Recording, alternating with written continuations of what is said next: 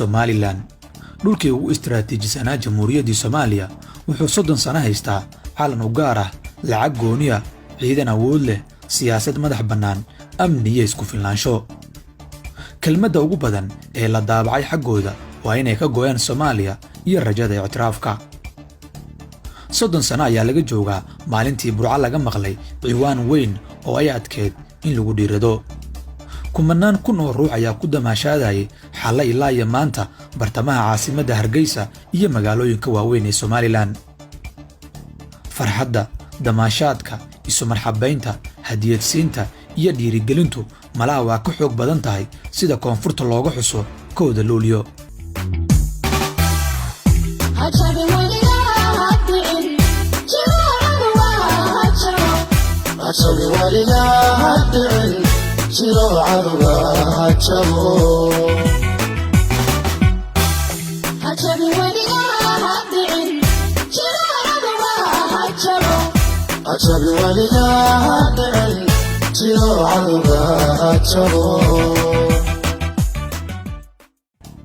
warbixintan waxaan ku eegaynaa 30 sano kadib maxay reer Somaliland ka faa'iideen go'aankii gooni u goosadka, maxaase weli hortaagan ictiraafka.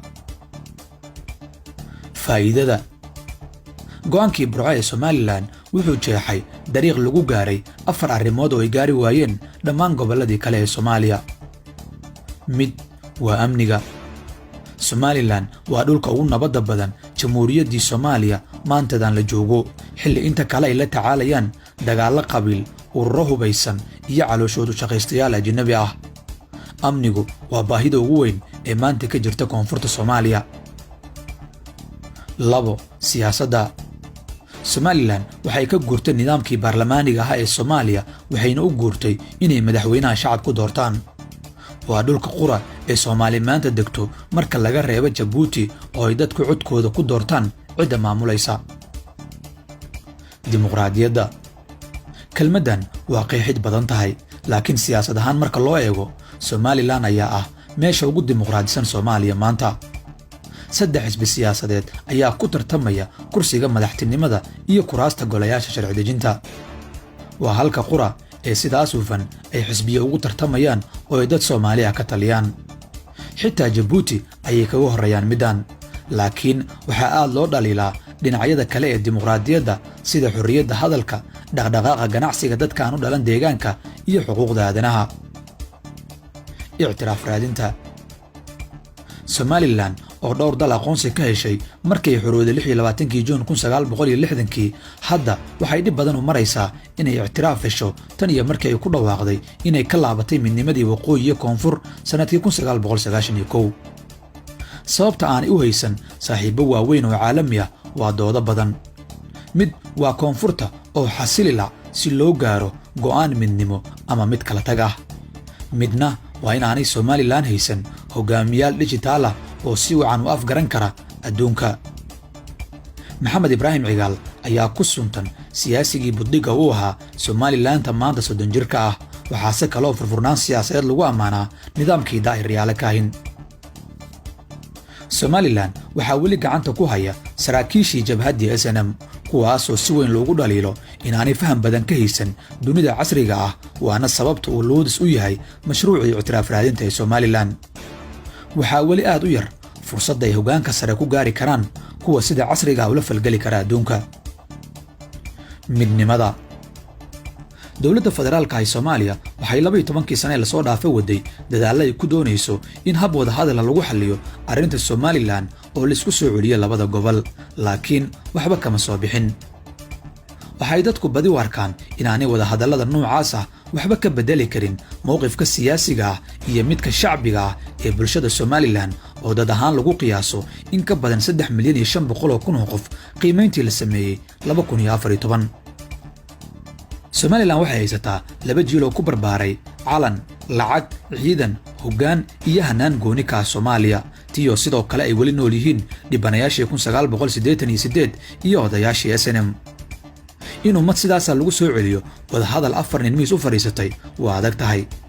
dowladda federaalka ee Soomaaliya waxaa lagu dhaliilaa in ilaa hadda aanay aadin dariiqii lagu qancin lahaa Somaliland ama lagu fasixi lahaa. rajada ah in labada gobol dib u midoobaan waa adag tahay, in koonfurtu fasaxda waqooyigana waa ka sii adag tahay. dhanka Somaliland iyadoo fahamsan in rabitaankeedu uu ku xiran yahay isfaham ay la gaarto koonfurta, haddana ma aanay muujin 30kii sane ee lasoo dhaafay dhaqan waxdoonis ah oo ka madax bannaan eedayn iyo damqin. koonfurtu waxa ay sii haysaa saami siyaasadeed oo ay ugu tala gashay waqooyiga maqan. waxaa kuraastaasi ku sii fadhiya xubno sheegta inay Hargeysa uga soo carareen jacaylka midnimada, laakiin si weyn looga fahamsan yahay koonfurta inay naftooda hafrayaan oo ay dana kale u yimaadeen. Cabdi Xaashi Cabdullaahi, gudoomiyaha aqalka sare ee baarlamaanka Soomaaliya, waa siyaasiga qura ee reer waqooyi ah oo ay dadka degan koonfurta Soomaaliya u arkaan inay midnimadu dhab ka tahay. sheegashada inta kale waa shimbirayow heesa. markii aan u soo laabana sanadihii dambe, dhaqdhaqaaqa ictiraaf raadinta ee Somaliland ayaa xoogaa kor u soo kacay dhowrkii sane ee lasoo dhaafay. saaxiibo badan oo caalami ah ayaa soo dhoweeyey nidaamkan xambaarsan xasiloonida iyo dimuqraadiyadda siyaasadda. kama dhigna inay taasi ku timid dadaalkooda oo qura, waxaase jirta sabab aan la dafiri karin, waana maamulkii ka talinaya Soomaaliya 4tii sane ee lasoo dhaafay, kaasoo cadow ka dhigtay adduunkii oo dhan. waxaana adduunku badi ku qasbanaaday inuu si gooniya ula macaamilo Somaliland oo ay kala doodaan haddii ay mudan yihiin in lagala hadlo wax intaan ka badan. mar walba oo nidaam khallafsan oo aanay dunidu fahmi karin uu ka dhasho koonfurta Soomaaliya, waxaa la aaminsan yahay inay kor u soo kici doonto fursadda Somaliland ku doonayso madax bannaani. 30 sano kadib, dadka reer Somaliland waxay buuxiyeen in badan oo ka mid ah shuruudaha ay ummadi ku noqon karto maamul madax bannaan, waxaase muuqata inay weli ku adag tahay inay sariftaan dadaalkooda.